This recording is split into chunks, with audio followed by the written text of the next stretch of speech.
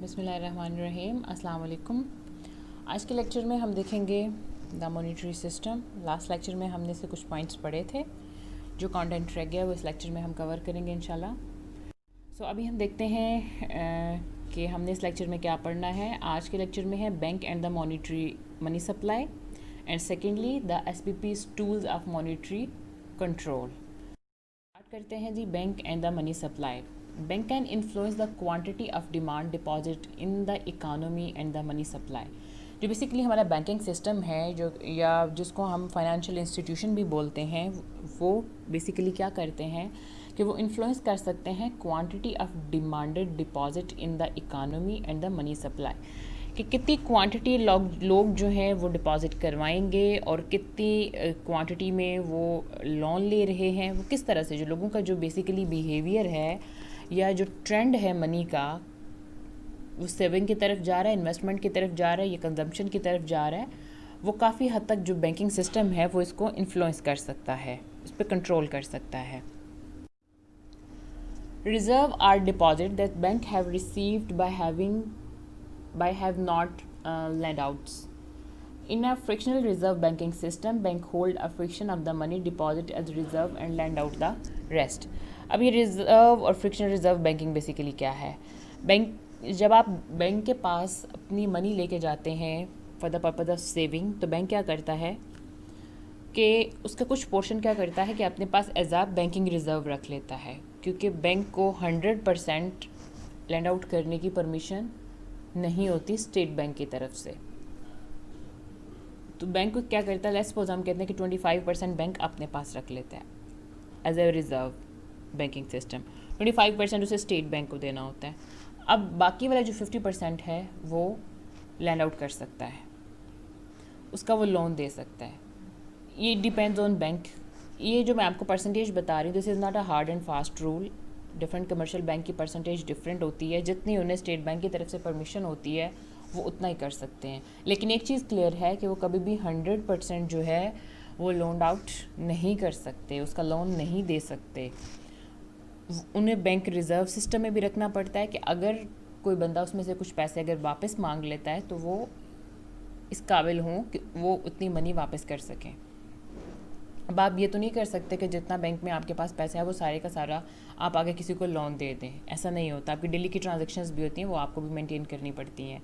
सो आप एक पोर्शन अपने पास रखते हैं और कुछ पोर्शन आपने स्टेट बैंक को भी देना होता है, और बाकी के पोर्शन में आप अपनी मर्ज़ी से लोन दे सकते हैं, ये आप पर डिपेंड करता है।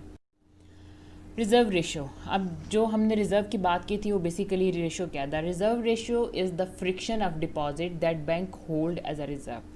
सो रिज़र्व रेशियो जो है वो ऐसी फ्रिक्शन है डिपॉजिट की जो कि बैंक क्या करता है कि अपने पास होल्ड करता है एज अ रिज़र्व।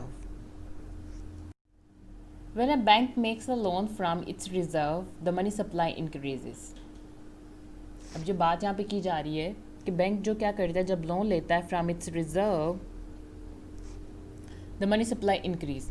अब अगर वो अपने रिज़र्व सिस्टम में से जो उसने रिज़र्व किया हुआ है, सपोज हमने 25% की बात की थी, किसी ने 1 लाख रुपया बैंक में जमा कराया, उसमें से 25,000 बैंक ने एज अ रिज़र्व सिस्टम रख लिया, 25,000 उसने स्टेट बैंक को दे दिया और 50,000 उसने लोन दे दिया। लेकिन अगर बैंक अपने जो उसने रिज़र्व सिस्टम रखा हुआ है उसके 25,000 में से भी फर्दर देता है, तो क्या होगा? इससे मनी सप्लाई इंक्रीज़ हो जाएगी मार्केट में। The money supply is affected by the amount deposited in bank and the amount that bank loan. So deposit into a bank recorded as both assets and the liability. अब क्या होगा कि जो 25,000 bank ने दी थी वो further किसी ने लोन के तौर पे ली, आगे उसने किसी और को बैंक में लेके गया, फर्दर वहाँ पे इन्वेस्टमेंट की, तो वो किसी और बैंक में जो है वो रिकॉर्ड होगी एसेट के तौर पे भी, और कहीं जहाँ से उसने ली थी वहाँ पे लायबिलिटी के तौर पे भी वो रिकॉर्ड होगी। The fraction of the total deposit that the bank has to keep as reserve is called the reserve ratio. So basically यहाँ पे ये है कि जो फ्रिक्शन है टोटल डिपॉजिट की, जो कि बैंक जो है वो एज अ रिजर्व रखता है, that is our reserve ratio. So loan become an asset to the bank. अब किसी एक बैंक से लोन लिया, किसी दूसरे बैंक में इन्वेस्टमेंट की, तो लोन क्या है, दूसरे बैंक में जाके उसका एसेट बन गया। अभी यहाँ पे हम देखते हैं, यहाँ से आपको काफ़ी हद तक अच्छे से समझ में आ जाएगा। This T account shows a bank detail, first national bank, ये एसेट्स हैं, ये लायबिलिटीज़ हैं। अब डिपॉजिट कितने थे, 100 रुपी, रिजर्व 10 रुपी, लोन कितना हो गया 90 रुपी फर्दर आगे दे दिए गए। इसके टोटल एसेट्स कितने चले गए, 90 उसने लोन के तौर पे दे दिए, रिजर्व उसने 10 रुपी कर लिए। दोनों साइड पे 100 थे ना, डिपॉजिट उसने 100 रुपीज़ कराए थे। सो अब देखें टोटल एसेट कितने हो गए, एसेट में जाके 100 हो गए, क्योंकि 90 उसने लोन दे दिया और 10 उसने रिजर्व कर लिया। अब लायबिलिटीज़ में देखें कि उसने जो डिपॉजिट कराया था 100, वो उसकी लायबिलिटी बैंक की बन गई।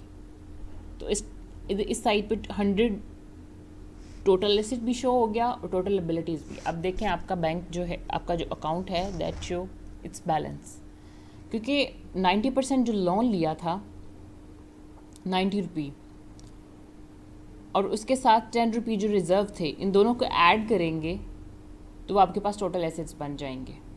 अब इसमें जो इसके की पॉइंट्स हैं, accept deposit, keep a portion as reserve. पहले आप डिपॉजिट एक्सेप्ट करते हैं, फिर आप अपना जो रिज़र्व का पोर्शन है वो रखते हैं, and lens out the rest, और अदर जो है वो आप रेंट पे देते हैं। It assume a reserve ratio which is 10%। सो हमने यहाँ पे देखना है कि आपके पास रिज़र्व रेशो कितना है, यहाँ पे 10% है। मैंने आपको बताया था कि कोई हार्ड एंड फास्ट रूल नहीं है रिज़र्व रेशो का, डिफरेंट बैंक का डिफरेंट होता है। जितना जिस बैंक की रेप्यूट ज़्यादा अच्छी होती है, स्टेट बैंक उसको उतना रिलैक्स करता है रिज़र्व रेशो में। सो स्टेट बैंक की पॉलिसी के अकॉर्डिंगली आपको फॉलो करना पड़ता है।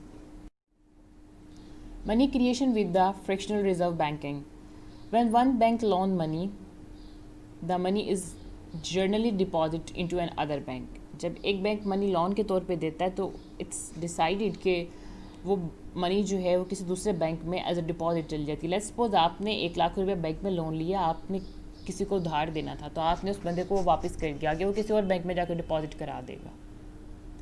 या अगर आपने शॉपिंग कर ली, आपने मतलब आप मॉल गए, आपने शॉपिंग कर ली लाख की पूरे की, लेट्स सपोज जो आपने लोन लिया था, तो जहाँ से आपने शॉपिंग की है, जिसको वो पे किया आपने, वो जाके बैंक में रखवा लेगा। सो किसी न किसी तरह से वो किसी न किसी बैंक में पहुँच जाएगा। सो आपका लोन किसी और का क्या है, एसेट या डिपॉजिट बन जाएगा। This creates more deposit and more reserve to be lend out. So इससे क्या होगा कि जितने मोर डिपॉजिट होंगे, इतना जो है आपके पास ये ऑप्शन होगा कि जितने आपने रिजर्व रखे हुए हैं आप उसको रिलैक्स करें और उसको लैंड आउट करें। When a bank makes a loan from it's reserve, the money supply increases. जब बैंक जो है वो अपने रिजर्व के पोर्शन में से क्या करता है, लैंड आउट करता है, तो उस टाइम पे आपकी मनी सप्लाई क्या होती है, इंक्रीज़ हो जाती है, क्योंकि सर्कुलेशन ऑफ मनी जो है वो विद इन मार्केट इंक्रीज़ हो जाती है। तो circulation of money he basically हमारी मनी सप्लाई होती है। लाइक कितनी मनी सर्कुलेट कर रही है, कितनी मनी की सप्लाई ज़्यादा है, कितनी आपको अवेलेबल है मार्केट में। The money multiplier, how much money is eventually created in this economy. So multiplier में हम देखते हैं कि कितनी मनी बेसिकली क्रिएट की जाती है with in economy. So the money multiplier is the amount of money that banking system generates with each rupee of reserve. So यहाँ पे हम देखेंगे कि each rupee of reserve, 1 रुपया जो रिजर्व का है, उससे आप फर्दर कितनी मनी जनरेट करते हैं बैंकिंग सिस्टम में, मनी बैंकिंग सिस्टम में, और this is your money multiplier. अब जी मनी मल्टीप्लायर बेसिकली क्या है, first national bank asset liability, second national bank asset liability. अब हम देखते हैं जी डिपॉजिट। स्टार्ट में डिपॉजिट आया आपके पास 100 रुपी का, रिज़र्व आपने 10 किया लोन के तौर पे, 90 आपने आगे दे दिया, वो 90 सेकेंड बैंक में चला गया एज अ डिपॉजिट। अब उसने वो 10% जो है रिज़र्व रखा विच इज़ 9 रुपी, फर्दर उसने क्या किया, 80 लोन के तौर पे दे दिया। 100 टोटल एसेट था, 100 लायबिलिटीज़, 90 टोटल एसेट था एंड 90, 81, 9। तो मनी सप्लाई 190। 100 रुपी से 100 रुपी डिपॉजिट हुआ था ना पहले, एक 100 रुपी से आपकी जो मनी सप्लाई है विच इज़ 190 रुपी, क्योंकि 90 रुपी इस 100 से ये 90 रुपी डिपॉजिट के तौर पे चला गया था और ये आगे फर्दर यूज़ हो रहा है। अब आप देख सकते हैं कि आपका जो मल्टीप्लायर है वो क्या है, इसकी मल्टीप्लायर की वैल्यू क्या है, which is 190. The money multiplier is the reciprocal of the reserve ratio. So with the reserve requirement R is 20% और 1/5. 20% आप जब भी लेंगे 20% में आप 20 मल्टीप्लाई बाई 100 करेंगे तो क्या वैल्यू आएगी 0.5. 1/5. So the multiplier is 5 with the reserve requirement. यहाँ पे हम देखते हैं जी नेक्स्ट में the Fed has 3 tools in the monetary toolbox. Open market operations, changing the reserve requirement, changing the discount rate. So ये बेसिकली जो 3 टूल बॉक्स हैं मॉनेटरी सिस्टम के, ये किस किस तरह से ऑपरेट होते हैं, क्या काम करते हैं. ओपन मार्केट ऑपरेशन क्या है. The SPB control the open market operation when it buys government bonds from और sell government bonds to the public. So SPB क्या करता है कि ओपन मार्केट ऑपरेशन कंडक्ट करता है किस टाइम पे, जब क्या गवर्नमेंट के बॉन्ड्स खरीदने होते हैं या सेल करने होते हैं to the public. When the state bank buys government bonds the money supply increase. जब स्टेट बैंक क्या करता है कि बॉन्ड्स गवर्नमेंट के बाई कर लेता है मार्केट में से और पेमेंट कर देता है, तो उस टाइम पे क्या होता है, सब मनी सप्लाई इंक्रीज हो जाती है. The money supply decrease when the supply sales government bonds. SPB sales government bonds. तो जब स्टेट बैंक क्या करता है कि गवर्नमेंट बॉन्ड्स जो है वो सेल कर देता है, तो उस टाइम पे आपकी मनी सप्लाई क्या हो जाती है, डिक्रीज हो जाती है. अब रिजर्व रिक्वायरमेंट्स क्या है. The state bank Pakistan also influences the money supply with reserve requirements. Reserve requirements are regulations on the minimum amount of reserve that bank must hold against deposit. Reserve के बारे में हम स्टार्ट से ही बात करें इस लेक्चर से. Reserve ratio, reserve requirements, banking reserve, ये सारी चीज़ें एक ही चीज़ हैं. और this is a minimum amount, like एक लेवल है. जैसे हमने 25% की भी बात की पीछे एग्जांपल एक में, हमने 10% की भी बात की कि स्टेट बैंक की तरफ से ये एक मिनिमम आपको लिमिट दी जाती है कि एटलीस्ट आपको इतने % जो है डिपॉजिट में से एज अ रिज़र्व बैंक आपको रखना है, अपने पास सेव करना है, रिज़र्व के तौर पे रखना है. ये आप नहीं दे सकते, लोन के तौर पे भी नहीं दे सकते, कैश में भी नहीं दे सकते, ये आपको अपने पास रखना है हर सूरत में बैंक में. So this is basically amount of reserve requirement. Changing the reserve requirement. The reserve requirement is amount, a percentage of a bank's total reserve that may not be a lend out. Increasing the reserve requirement decrease the money supply. Decreasing the reserve requirement increase the money supply. So basically जो reserve requirement की जो amount है, जब वो increase होती है तो आपकी money supply कम होती है. वो अमाउंट जब डिक्रीज़ होती है तो मतलब आप अपने पास बैंक में रिज़र्व ज़्यादा रख रहे हैं. पहले 10% की हम कहते हैं 15% आप रिज़र्व रखना है आपको अपने पास. तो ये पॉलिसी स्टेट बैंक तब बनाता है जब मनी सप्लाई ज़्यादा हो जाती है. मार्केट में मनी सप्लाई ज़्यादा है. आज की सिचुएशन देखें, मनी सप्लाई ज़्यादा है, इन्फ्लेशन है, हर चीज़ बहुत ज़्यादा महंगी है, लोगों के पास पैसा है, महंगी भी है फिर भी ख़रीद रहे हैं जाके, जितनी भी महंगी मिल रही है. अब गवर्नमेंट सोच रही है बैठ के क्या करना है, क्या पॉलिसी बनाएं हम, मॉनेटरी पॉलिसी को किस तरह से मैनेज करना चाहिए हमें.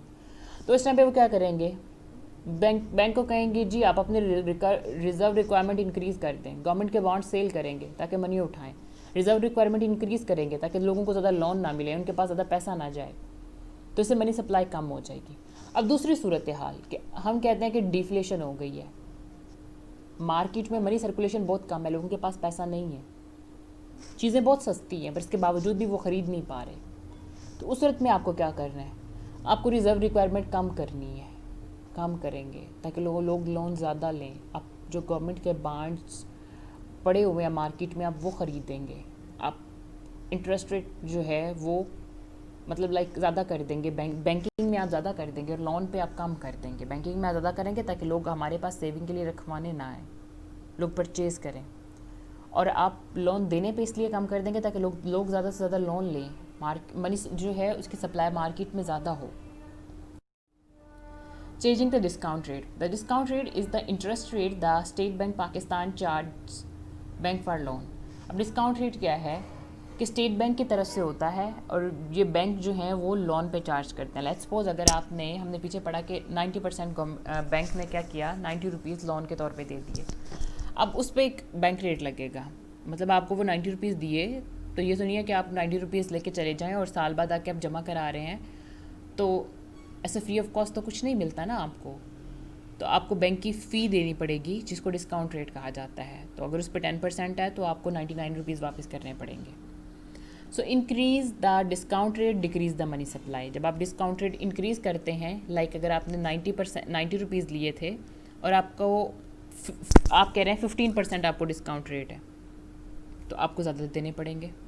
पहले आप 10% पे 9 रुपये दे रहे थे, अब आपको ज़्यादा देने पड़ेंगे। अब आपको तकरीबन 13-14 रुपये देने पड़ेंगे।